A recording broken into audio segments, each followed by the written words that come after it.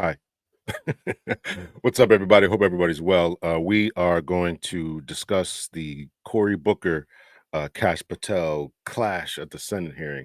Thanks so much for checking out the show. My name is Dr. L, and I am the author, the founder of The Breakdown. Welcome to The Breakdown. Thank you so much for that, where we're going to try to break these things down. We talk about mostly police issues, but police and politics often go together. And here we have the leader of the FBI, Kash Patel, FBI director, Kash Patel, who has been grilled about his handling of the Epstein files, grilled about his handling of the Charlie Kirk situation, purging the FBI in retaliation for Donald Trump and his anger at them, or at least accusations of purging of the FBI leadership due to those who worked on various cases for Donald Trump. So this is what a lot of this is about. All right, so let's get into it here. Before we get into it, some people asked me about the patches on the wall. I described that in other videos, some police patches, etc. I never collected them when I was in law enforcement, but certainly if you are in law enforcement or military or corrections and you know someone who is, I'd love to have a patch, put it up, send it to me. You can send it to this post office box right here, LMH Consulting Services, PO Box 3034, Waterbury, Connecticut 06705. I'd love to put it up, and I'll certainly put it up on the back of me there. I actually plan to move where I'm at right here from my downstairs to my upstairs eventually. I got to paint upstairs. My old kids' room, I'm going to turn it into an office there, which I haven't done. So once I do that, I'll absolutely have everything. I plan to paint up there and all that kind of stuff, make it all look kind of good. Make sure you hit the like button on your way in. You can also check out self-improvement discussions and relationship type of topics on Dr. L's podcast. And my friend and I also have another podcast called Faith and Justice, where he comes from a theological perspective. I come obviously from the criminal justice background, and we discuss various things. We did a movie review, and the other day I thought we had a great conversation about whether men should engage in the legal system when they marry someone, or should they do a commitment ceremony. So we talk about all kind of good stuff all over there. All right, so let's get into it here. Here is Cory Booker clashing with Kash Patel. Here we go.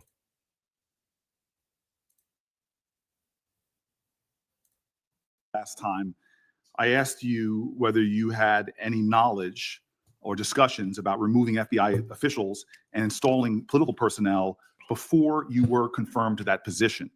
And I wonder, did you then understand or have conversations with the White House about the intentions to do so? Before I was confirmed? Yes, sir. Did I have discussions with the White House to remove FBI personnel? Yes. No. So you're saying that you had no discussions with the White House before you were in the position about the removal of any personnel from the agency? As I was preparing for my confirmation hearing, I had numerous discussions involving the type of people that would be employed, and that those that were failing to meet the mark at the FBI would no longer be employed if I were confirmed. And I'm assuming that mark had to do with loyalty to the Trump administration. No, you're wrong. Okay. I'd like to revisit another subject from that hearing. Did you testify? Excuse me. You did testify before the grand jury that President Trump had declassified the. I'd like to say that I think that his answers are very problematic. I think his answers are very problematic. That particular answer. Before he said no. Now it's okay. Any discussion I had to deal with not meeting the standards of the FBI. Well, and now you're just starting to dance around stuff, and that's his language is problematic, because he can always say, "We're going to fire somebody because they didn't meet the standards." Okay, and that gives them a loophole to fire someone. But I would say, as someone who's dealt with internal affairs and supervisory and been on a management team, is that you should be able to document precisely, specifically, what measures that they did not meet. Are the reports not up to snuff? Are they not closing cases? Are there mistakes in their files? Are there or in the cases, are they interviewing people incorrectly? Are they accused of excessive force a number of times? Are they not coming into work? Are they calling out sick? Are they these are different standards that you can measure and at least have some paper trail, if you will, in order to get rid of them. But he doesn't. His answers there are very problematic. Documents at issue in the Mar-a-Lago classified documents case. Is that correct? I don't have the grand jury transcript. That's why I released it. Whatever it says is the best evidence. You know, that's what you said to Senator Whitehouse, that your grand jury testimony was publicly released. It has not been. In fact, in July, a court denied a news outlet's bid to get that transcript. But the court said quite clearly that you are free to discuss your grand jury testimony. So I ask you again, did you testify before the grand jury that President Trump declassified the documents at issue in the Mar-a-Lago classified document case? And that is why I took your invitation to work with the department and the court to have that transcript released. And the transcript is the best evidence of what I said then. So you're saying right now this committee can have access to what you said before the grand jury? To whatever was released. Under my understanding, Senator, So that the Department of Justice You and I both released. understand the law. Let me finish. I understand under Rule 6 of the Federal Rules of Procedure, a grand jury witness, in this case you, is not barred from sharing their grand jury testimony. This is an oversight hearing. This is germane to your integrity and credibility. You know right now whether or not you testified that President Trump declassified the documents at issue in the Mar-a-Lago classified documents case. Why are you refusing to answer that simple yes or no question right now? Because the premise of your question is inaccurate. And There's no premise to my question, but trying to get to an order of what is truth or not. How do you know what was asked in the grand jury if you weren't there? Mr. Patel, this is a mockery you're making of this hearing and simple questions. It's a simple question. If you have Mr. a Patel, transcript, during you can your read the question, nomination but you don't have hearing, it. you promised that, quote, all FBI employees will be protected against political retribution. When I asked you, are you aware of any plans or discussions to punish in any way, including termination, FBI agents or personnel associated with the Trump administration, you explicitly said under oath that you were not aware of any plans to punish FBI agents associated with criminal investigations of Donald Trump. I don't believe you were truthful. Firing FBI employees based solely on the cases that they are investigating, their case assignments, is illegal, and you know that. A new lawsuit that's been discussed numerous times, filed by 3 FBI officials, alleges that you carried out Donald Trump's campaign of retribution, in quotes. I take umbrage with this continuing to talk about allegations. You got to have smoking guns. You know, that bothers me. You're bringing up these allegations. Anybody can allege anything. Anybody can be sued for anything. But this whole idea of, you know, bringing this up in a Senate hearing is just kind of ridiculous to me. Against FBI employees for, quote, failure to demonstrate sufficient political loyalty. One of those plaintiffs has been discussed today, Brian Driscoll. Now, we know 20 years of distinguished service to the FBI before you terminated him. Special agent in charge of FBI's Newark field office, where he operated with distinction. Medal of Valor winner, Shield of Bravery awards. He's a patriot. You terminated Driscoll via a letter dated October 8th, 2025. And in that letter, you said, October 8th, 2025 hasn't occurred yet. So he's got to be talking about October 24th or maybe August. Maybe he meant August. I mean, because he couldn't have done it in October because he only took over in January. So he's got to be meaning in August, I would assume. That you were firing him pursuant to Article 2 of the Constitution. Well, you're not the President of the United States. And so I'm wondering under what authority you were allowed to terminate him. That matter is under litigation. I'm not able to discuss it. Okay, well, discuss this.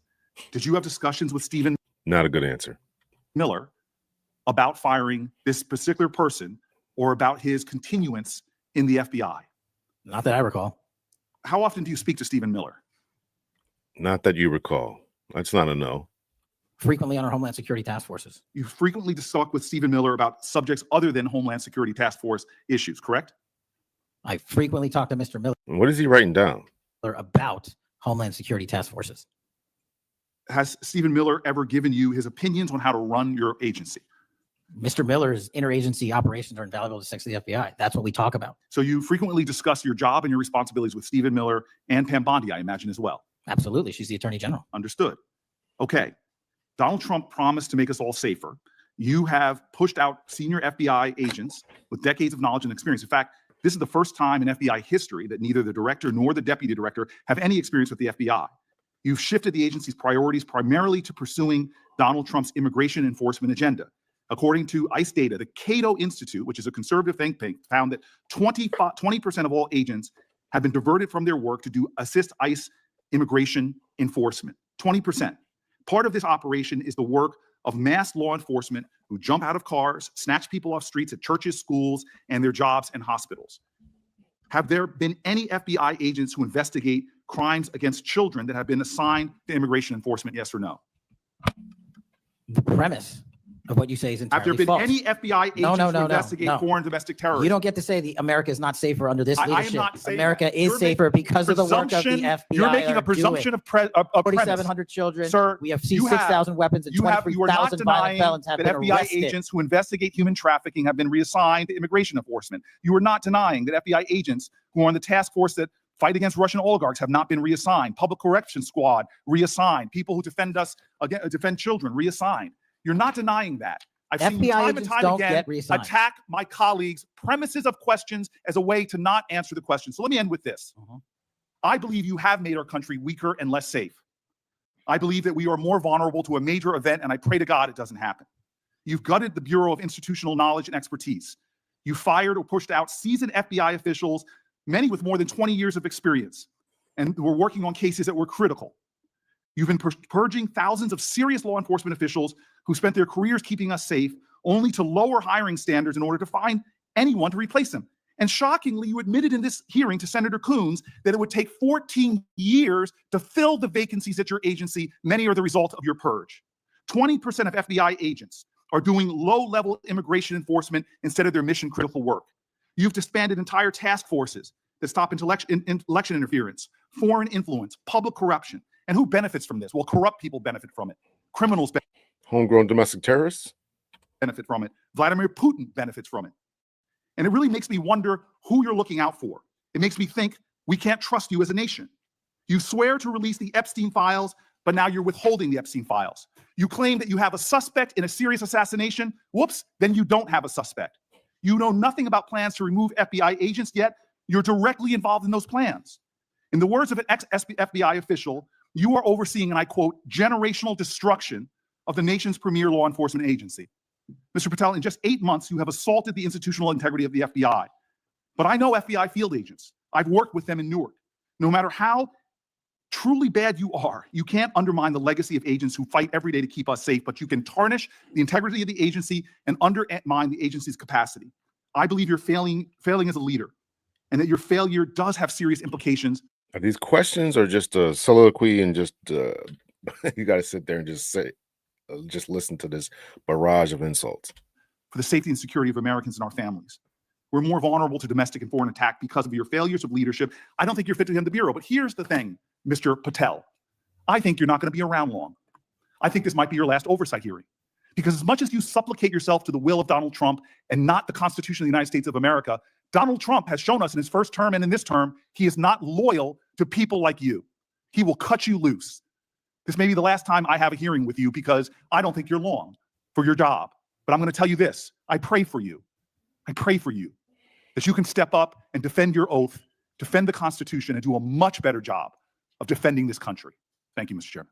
Do you want to say anything? Yes, at this sir. point? That rant of false information does not bring this country together. If you want to work on bringing this country, it's my time, not yours. My If you- God. If You're you want to gonna talk lecture me about, dividing this country, it is I my follow time. you on your social media posts that It is tear my this country time apart. to There address should be a your unifying- falsehoods. Oh, You are an you can embarrassment try all to the you division want in this to country. not take Senator, responsibility time. for what You you had have your said. time. Sir, you're Your making a time is mockery of over. this committee. Sir, you don't tell me my time is over. You The know how people far in New we've Jersey come tell me since what you my tell- time is. Senator- You can't lecture me. You can tell me Sir, my time's over. You may be in charge of the I'm not FBI, going but anywhere. I am not afraid of you. sir. Mr. Chairman, Not afraid of you. Mr. Chairman, point of order. Senator Booker, I announced at the beginning of this meeting that this back and forth talking over each other doesn't work. And I said, if that happened, I asked Patel not to respond, and I was going to give him some time after the senator's time was up to respond. And he has the privilege to do that uninterrupted. Mr. So Chairman, go- one point of Go order. ahead, Mr. I've Patel. watched him talk over us, and you've never once criticized him for us not even being able to get our questions out. Well, He has been rude and disrespectful to senator after senator. and when the senators were not giving him a chance to answer, I didn't stop the senator either. Go ahead, Senator. Thank you, Mr. Chairman. If the FBI, under my 7-month leadership, were failing this administration in this country, why do we have 23,000 violent felons arrested this year alone? a double increase from that time last year? Why is it that we have seized 6,000 weapons? Why have we found 1,500 child predators and arrested them? Why have we have 300 human traffickers in jail? Why have we found and identified 4,700 children? Why have we seized 1,600 kilograms of fentanyl, enough to kill a third of the American public, a 25% increase alone from last year? 88,000 kilograms of cocaine seized, 1,700 kilograms of meth seized, and that's just on our criminal operations in summer heat. How is it possible that we're taking 8 kilograms off the streets of the cities in New Jersey and preventing the deaths of 607,000 people this year alone, a failure of the FBI and my leadership? How is it that we have counterintelligence arrests already this year exceeding the numbers from the entirety of last year? 33% increase in PRC, 83% in Russia, 60% in the CI space as it relates to Iran, and we haven't even talked about CT, the southern border, the northern border. Senator Booker's questioning. All right, we want to bring back in congressional correspondent Nicole Killian right now, because Nicole, right before we left, looks like he might be. Let's wait a minute. Yeah, we're going to listen to Senator Cory Booker, who just grilled the FBI we are basically director. saying is that we're having an oversight hearing where you have a FBI director that refuses to answer questions. Anytime he refuses to answer questions, he was disrespecting senator after senator and saying, I disagree with the premise of your question as opposed to actually answering the question. He was disrespectful. He was combative. And when we have simple fact-based questions, he wouldn't even step forward and be accountable for the information that we constitutionally should be getting about the agency. How do you respond to Senator Cruz, who just as soon as you walked out dismissed what you did as theatrics?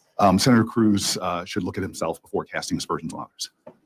Yeah, Senator Cruz, dude's a joke. I don't know why these guys continue to get voted in office. I don't understand it. Senator Cruz, oh my God. Have confidence that Patel's up to this job, or should he resign? No, I don't have confidence he's up to the job.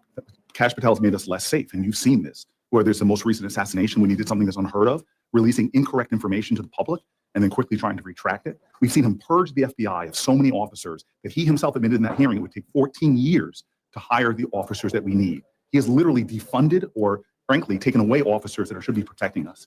And then he has shifted 20% of his FBI agents to doing what? To enforcing Donald Trump's immigration agenda. Not at our border, keeping us safe, but at hospitals and churches and courts, where they're going as masked agents and taking people off the streets. This is not an FBI that's focused on trafficking of human beings, not an FBI focused on keeping us safe. And he keeps trying to hide behind statistics and trends that started years before he got into that job. This man is making us less dangerous, but as I said there on the record, I don't think he's going to be around Less safe. He's making it less safe. long. You already see right-wing attacks on him. You already see the Trump administration losing confidence in him. He may be a supplicant of Donald Trump, doing everything he can to contort himself to Donald Trump's will, as opposed to doing his job, his constitutionally sworn job. But I don't think Donald Trump is that loyal. How do we know that? Because of the parade of people that have come in and out of his administration in his first term and already. He may be loyal to Donald Trump, but Donald Trump is not loyal to the people around him. Senator, what do you make of his responses on the Epstein questions? Wholly and patently unacceptable. He sat there and told us that he would be transparent and accountable with information around the Epstein files. And yet again, he dodged those questions, refused to be forthcoming and transparent. Everybody on both sides of the aisle knows that they're withholding information.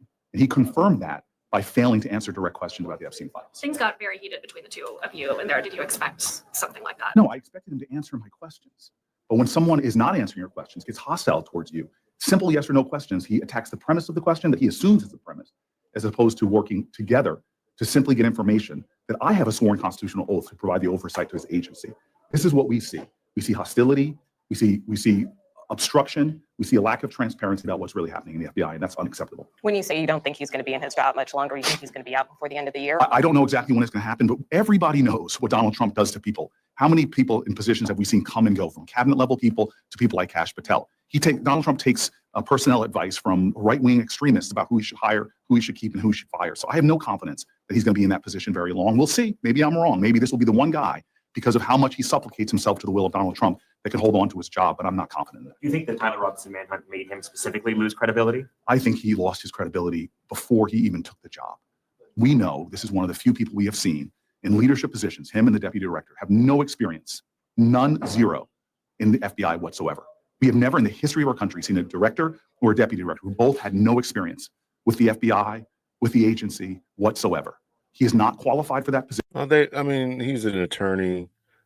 I'm not exactly sure about that. He's an attorney, and the deputy director, what's his name? I forget his name, which is crazy. Because you work your way up through the FBI, and, to never become chief or director or, is really a slap in the face to all those who have put in the time, effort, and energy and work and the hard years and busted your butts and long hours and all that. So I definitely think they should be rewarded they've done the work and got the education. But Bon Jovi or Bangini or whatever his name is, he was at least a police officer for 5 years, and I think worked for Secret Service for 15. So I can't say that counts for nothing. But yeah, you should definitely have some intimate knowledge of the FBI, its personnel, practices, mission, etc. You should have all that to come in here as nobodies, as anybody can imagine within your own job, to come in there as a nobody, unknown, untried, and tested, and come in there and try to take over and try to tell people what to do and how to perform their job duties. And that's not something I would do, right? So you got to come in there and know people, understand the agency, the history, the culture, how we do things. And these two people did not have that intimate knowledge, and that is concerning. It's not that they're wholly and woefully unqualified, but there's cultural aspects to it as well, and they don't have that. And again, they may be kicking hard against individuals from those. Individuals who are already in the agency, who have the institutional knowledge, who are quite upset about these newcomers coming in here trying to tell us how to do things. That's why I voted against him. And his short tenure there, purging the office of valuable agents, many of them who have received commendations for their work, purging them because they investigated January 6th. This is a crisis of leadership at the FBI, and I worry about how much it's making us less safe. Thank you. I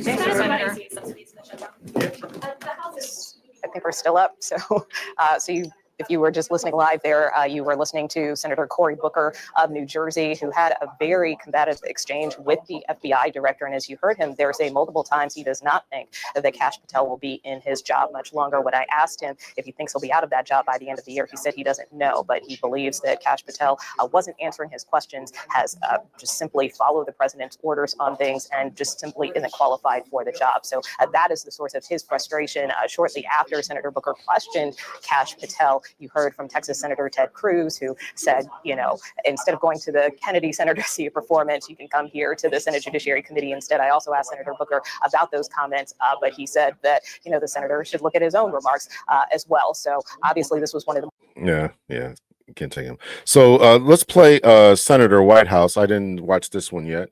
Take this one down here. Senator Whitehouse. I don't know. I never heard of this dude here. I don't know if he's Republican or not. Senator Whitehouse. Share screen. Senator Whitehouse. Let's get this guy in here. Senator Whitehouse presses FBI director and Judiciary Committee hearing. Here we go. Boy, is my timing good. It is very good. And this was before the Cory Booker, because Cory Booker referenced him. So. Director Patel, welcome. Thank you, sir. When you were here for your confirmation, we talked about your so-called enemies list. It appears to me that there have been adverse actions of various kinds taken against about 20 of the 60 people on your enemies list. You've been in office for 7 months. At that rate, you've got 14 months until you've hit all 60. Can you explain that? Again, that is an entirely inaccurate presupposition. I do not have an enemies list. You can continue to characterize it as you wish. I was gonna say, this guy's got a known enemies list. That would be pretty dumb. Only actions we take, generally speaking, for personnel at the FBI are ones based on merit and qualification and your ability to uphold your constitutional duty. You fall short, you don't work there anymore. Again, so as I mentioned at the beginning of this, right, to show this type of merit and qualifications and this, that, and the other, you really should have a paper trail of this person has failed to meet these expectations. They failed to turn their paperwork in on time. They don't come to work. They don't, their paperwork is full of errors. They're not getting the convictions. They're making grandiose mistakes at crime scenes and et cetera, et cetera. You ought to be able to have a paper trail. And it doesn't seem to me as if these persons have a paper trail. Just making a blanket statement of these persons failed to meet the standards is just unacceptable to me as an answer. I gotta get some water. Well, there was a list. You don't like it to be called an enemies list, and it had about 60 names, and about 20 have had an adverse action. So those are, I think, pretty clear facts. Let me move on to your grand jury testimony, which we also talked about. I'm not sure of this list he's talking. This is the first I've ever heard about this list. So I got to look into that. Let me look into that. Hold on. You learn something new every day here. So this comes from the New Republic, TNR, the New Republic. Kash Patel gets fact-checked to his face on the existence of enemies list. Patel tried to deny the existence of his infamous enemies list. FBI Director Kash Patel published his own enemies list in 2022, but he doesn't want to be held accountable now that he's actually taken retribution against them. This was published just yesterday as I record this. Speaking before the Senate Judiciary Committee on Tuesday, Patel plainly rejected that he had ever drafted the kind of list that he included in his book, Government Gangsters, which made reference to dozens of individuals who he claimed were a cabal of unelected officials, but the proof was in the pudding. Wow. It appears to me that there have been adverse actions of various kinds taken against about 20 of the 60 people on your enemies list, such Senator Sheldon Whitehouse. You've been in office for 7 months. At that rate, you've got 14 months until you hit all 60. Can you explain how that? Asked Whitehouse. Again, this is an entirely inaccurate presupposition. Patel said, I do not have an enemies list. You can continue to characterize it as you wish. The only actions we take, generally speaking, for personnel at the FBI are what based on merit, qualifications, and your ability to uphold your constitutional duties. You fall short, you don't work there anymore, he added. While there was a list, Whitehouse said, you don't like it to be called an enemies list, but it had about 60 names and about 20 have adverse actions. So I think those are pretty clear facts. Some of those names included former President Joe Biden, Donald Trump's former National Security Advisor, John Bolton, former FBI. Yeah, they raided his house, right? Didn't they raid Bolton's house? FBI Director James Comey. They did something with his daughter too, right? Former Attorney General Merrick Garland and former USAID Administrator Samantha Power. When Patel's name was floated in December as an option to run the FBI, Paul Rosenwig, the former Deputy Assistant Secretary for Policy in the Department of Homeland Security under President George W. Bush, warned that Patel would be the poster child of vindictiveness. His infamous public declarations of retribution may lead to the dismissal of any politically motivated prosecutions he initiates against his enemies list of deep state opponents, Rosenzweig wrote in the Bulwark at the time. But a fire appears to be growing against Patel in the inner echelons of the Trump administration. Patel's clumsily handling a manhunt for Charlie Kirk's killer left the White House thoroughly unimpressed, with insiders reporting on the lookout for Patel's replacement. Wow. Kash Patel has mind-blowing defense to FBI firing reports. Let's read this one too. Kash Patel got slammed Tuesday for complaining that Democratic senator's question didn't include the FBI's director side of the story while refusing to provide an answer. During a Senate Judiciary Committee hearing, ranking Democrat Dick Durbin asked Patel to explain why he had fired FBI field officers and combat veterans Chris Meyer and Walter Giardina in August, even after Patel was warned that their terminations were unlawful. It appears that you terminated these two agents. Why? Asked Durbin. I'm not going to get into personnel decisions that we made, Patel replied. So you're not accountable for your decision to take people who served our country so admirably and terminate them without any cause, Durbin asked. That's a one-sided story, Patel. So you tell your side of the story, Durbin interjected, but Patel kept ranting. Anyone that has been terminated from the FBI, generally speaking, failed to meet the needs of the FBI, right? This is a blanket answer. Failed to meet the needs. What is that? You got to have a paper trail, in my estimation. And uphold their constitutional duties, right? So they're violating the Constitution somehow. And you providing a one-sided story from your perch is absolutely disgraceful because the men and women of the FBI deserve better, Patel continued. And your attack on the current leadership of the men and women of the FBI is equally disgraceful because now you're attacking the leaders that are our brave SACs in the field that are doing the job this country needs, and we will continue to do it. It's disgraceful when Mr. Meyer and Mr. Giardino, who served our country so well, are terminated apparently because of the rants of a podcaster, Durbin said. That's your opinion, is not a fact, Patel retorted. Well, it certainly is my opinion. I could back it up with fact. This is crazy. All right, let's get back to Senator Whitehouse.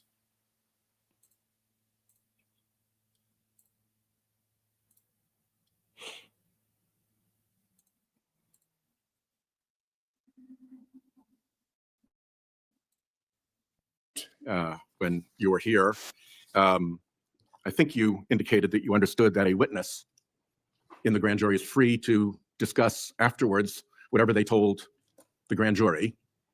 And you then went on to suggest, saying, I can't go into court orders granted by the DC District Chief Judge, and you want me to violate a court order. In those remarks, you fairly plainly suggested there was a court order of some kind that somehow restricted or limited your ability to discuss your own testimony to that grand jury. Since then, that chief judge that you mentioned, Judge Boasberg, has written, and I'm quoting him here, Federal Rule of Criminal Procedure 6E allows witnesses like Patel to divulge the contents of their testimony, meaning that nothing was preventing him from doing so before the committee. I wonder why they don't have a monitor where you can just like plug and play your stuff here, man. I mean, it seems so 1920s to have to hold up a poster like that. Can we confirm here today that there is no court order of any kind that limits your ability as a witness before the grand jury to discuss your own testimony to that grand jury? We can confirm that pursuant to my action, that grand jury testimony has been released, the transcript. Does that mean you can't talk about it? You can talk about it. I don't understand that. You can talk about it. It's been released. You can talk about it. In what forum was it released, may I ask? Publicly. Okay, we'll check on that. The FBI does background investigations. In the case of a U.S. attorney, Jeanine Pirro,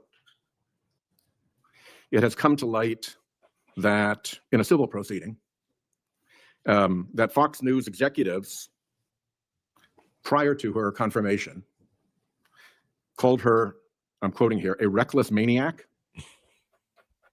who makes, quote, insane comments. I don't know who thought that Jeanine Pirro would be qualified. I mean, you could tell that on her show that she was a whack job. And said, I don't trust her to be responsible, and noted her penchant for what they called random conspiracy theories on weird internet sites. My question to you is, did that turn up in her background investigation? For any background investigation, Senator, we do not discuss those publicly. And for every background investigation, when there's an adjudication, it is not made by me. It is made by the career professionals who run the inspection division and background check system. Do you know if that information was found? You see, we're an oversight body here, and there are really three possibilities here. One is that the FBI background investigation didn't find that stuff. That's worth noting because these investigations, full field background investigations, are supposed to find that stuff. That's possibility one. Possibility two is that the FBI did in fact find that information and then did not report it to the administration or to the committee. And the third is that you found it, you reported it to the administration, and they went ahead with her nomination, knowing that she had been described as a reckless maniac who made insane comments, who wasn't trusted by colleagues to be responsible, and who had a penchant for random conspiracy theories on weird internet sites. Are you saying that this committee does not have any authority or reason to look into which of those things is true? This committee can look into anything it wishes. I'm telling you that the background investigations that are done by the HRD division are done by career individuals. They do not report the details of those to me. They adjudicate those independently and individually. That's how it's always been done. What happened during the pause of FBI background investigations that was alleged in the complaint against you and the FBI? Not really liking that answer. I mean, shouldn't those individuals those career individuals who work in that particular section, shouldn't they still tell you if, you don't get a report? That seems kind of odd to me. By the FBI agents who were terminated. On February 12th, Emil Bovee directed the FBI, quote, to pause any FBI background investigations of Trump nominees until Patel was confirmed, which happened on February 20th, is the general description of what they alleged. Why, do you know, were background investigations paused? Was it so material like this could be scrubbed out of them? And have they been resumed without that pause fully and normally after your arrival on February 20th? I can speak to the time period since I got there. Background investigations have been ongoing across the board at the FBI. Why? I can speak to that. These are let me tell you, these are interesting answers. These are interesting answers. I can speak to that. Now, yes, this was paused. I know about it. I heard about it, definitively. Here's what I'm going to answer. I'm going to answer this from the time I was there. This is what I can speak to. Interesting answers. Was the pause, do you know? I was not there. Wasn't explained to you when you got there? These are non-answers. These are non-answers. I was not there. We understand that. But do you have any knowledge of that? Oh, by the way, boss, they've had an 8-day pause on background investigations. You think that would be something that would be explained to you at some point? Again, I leave it to the men and women at HRD division to run background investigations. I do not interfere with them. I get that. But what I don't get is whether you were told about that pause, and why would you not be told about that pause? I don't recall that, sir. All right. No, you don't recall. These are bad answers. These are bad answers. Bad answers. Allegation also relates that part of the employee review of senior staff was whether or not they voted. And the fidgeting after those answers was not good. These are all body language tells here. They're not good. For Kamala Harris in the 2024 election. Since when is who you voted for a proper question for agents to be asked? I don't know what allegation you're referring to, Senator. If it's from an ongoing matter in litigation, I can't discuss that. But what I can discuss is I can only speak to the FBI's background investigations. There are other background investigations conducted across the government. I can only speak to So mine. just to clarify, I'm not talking about the FBI full field background investigations. I'm talking about internal employee reviews for promotion, for termination, for job actions of various kinds. And my question to you is it now the policy of the FBI to ask agents who they voted for? And since when is who agents voted for a proper question for the FBI to ask? Taking those in reverse order, it's not a proper question, and it's improper to allege that I'm doing that. And also at the FBI specifically, under my leadership, we do not ask who you voted for. And just one correction for the record, if I may, Senator, it's Security Division that runs background investigations, not HRD. Okay, I'll accept that correction. And in the event that we cannot locate your grand jury transcript, just expect a question for the record that will give you the chance to either provide that transcript again if it had been previously provided, or to make the statement that Grand Jury Rule 6E allows you, to the best of your recollection, truthfully, about what it is that you told that grand jury. Do you understand that? That's why I wanted the transcript released, and we'll get it to you, sir. Thank you very much. Thank you, Chairman. The gentleman reserves. The gentleman from Massachusetts is recognized. Mr. Speaker, as I mentioned just a few moments ago, Republicans are blocking a vote on Trump's tariffs in this rule. And I think it's Okay. Jim McGovern gives, I'm not going to play that there. All right. So I want to play just one more clip here. Let's see, one more clip here. And this comes from MSNBC. This comes from MSNBC. Complete lack of understanding what your job is. Andrew Weissman on Patel's hearing. Comes from MSNBC. Add this to the screen here.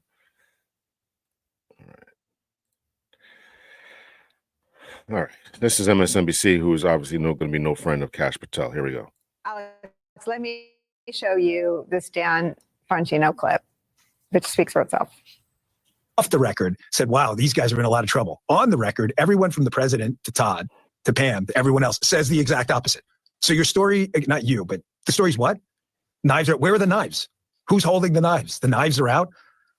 If the White House was unhappy and President Trump was unhappy, you and I have known the president a long time. You really believe the president's not just going to call it? Just to be clear, I don't mean to get personal, but you know the president like I do. Do you think he's the type to not call you? So I'm a little skeptical of garbage reporting about unnamed sources who may not like what I just told you, who are saying, oh my gosh, the knives are out, when everybody on the record is saying, what are you talking about? Everything's going great.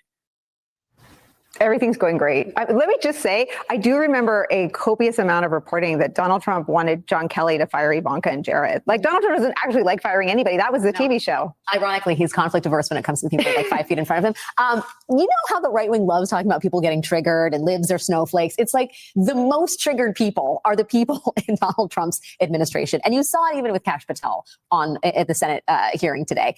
All you have to do is suggest that the boss doesn't like you, that you're not long for this position, as Senator Cory Booker said, or Megyn Kelly needs to bring up some Fox News reporting that, hey, the boss might like you, might not like you, you might be on their way out. And these guys lose their minds. And it is such a tell because it's indicative of the fact that that's the only thing they care about. That's the more staying in the important job and point. having the access. Yeah. You could accuse them of the worst things in the world. And you'll get kind of a dyspeptic response, but then you say, yeah, but Trump doesn't like you, and the world is ending. I mean, you saw with both Patel and Bongino today, Trump has appointed someone a co-director over there at the They FBI. like job share. It's just like appoint 6 people until, a couple of them are fired. They know they're on thin ice, right? This hearing today was all an attempt on Patel's part to, kiss the boss's ring through the TV. And Bongino was clearly talking to Trump as well, too. It's the thing that animates their lives, is staying close to Trump and staying close to power. And what Bongino's been reported to have done that angered Susie Wiles, at least, was to not be happy with Pam Bondi's handling of the Epstein files, which is the other big headline that Kash Patel made today. Absolutely. But I wanted to go back to something that's in our last segment, just because I just think it's so important for people to focus on who these people are. If the reporting is accurate, and there's zero reason to think that it's not, Walt was fired over the objection of senior career FBI agents saying, can you just put this off because his wife is dying? Can you just wait? And the answer was no. And I think that just tells you every single thing about who is in that position. I mean, the level of cruelty on that alone is mind-blowing. And then pair that with the performance that we just saw and the performance of Kash Patel. And I keep on relating it to like my experience. Nobody, when you're at the Bureau, I assume most people are not sitting there waking up in the morning going, I can't wait to testify before the Senate or the House. It's not fun. That is part of the job. It is part of your job to have oversight. And Congress is entitled to that, and they're entitled to answers, and they're entitled to respect. Nothing about what we saw fits that bill. That it's the public's entitled to that. It is, to me, that was the most shocking part of this, was the entire tenor showed a complete lack of understanding what your job is and what the role is. And it is, I think, reflective of the entire executive branch at the political level, which is that we are not beholden to any other branch. And you see it played out.